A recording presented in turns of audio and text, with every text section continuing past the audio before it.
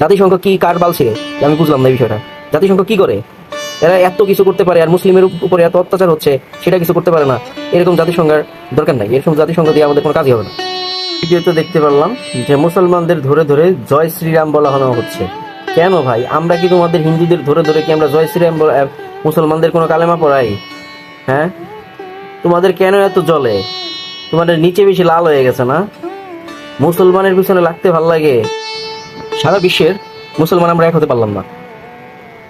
গাজাকে যখন পৃথিবী থেকে নিশ্চিহ্ন করে দেওয়া হচ্ছে, তখন বাংলাদেশ সহ সহ বিশ্বের বিভিন্ন দেশ ইসরায়েলের বিপক্ষে দাঁড়িয়েছে, গাজার পক্ষে দাঁড়িয়েছে, এবং গাজার পক্ষ হয়ে ইসরায়েলের বিরুদ্ধে যুদ্ধ ঘোষণা করেছে, এবং তাকে ইসরায়েলকে প্রতিহত করার জন্য অনেক পদক্ষেপ নিয়েছে, অনেক দেশব্যাপী আন্দোলন করেছে।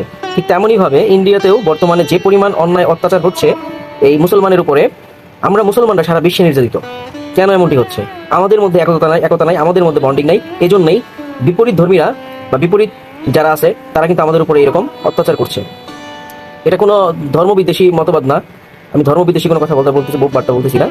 আমার মনে হলো যে এই যে ইন্ডিয়াতে দেখলাম যে মসজিদের ভিতরে ঢোকার পরে তাদেরকে যেভাবে লাঠিপেটা করা হচ্ছে, পুলিশ দ্বারা তারা যেভাবে নির্যাতিত হচ্ছে, তাদেরকে যেভাবে লাথানো হচ্ছে মুসলিমদের, এগুলো কি ঠিক? এগুলো তো ঠিক না, মানবতা বিরোধী কাজ। হ্যাঁ, বয়কট করলে জাতিসংঘকে বয়কট করতে হবে, বয়কট করলে ওয়ার্ল্ডের বড় বড় দেশগুলোকে বয়কট করবে, যেগুলো ইসলামের কোনো কাজেই আসে না।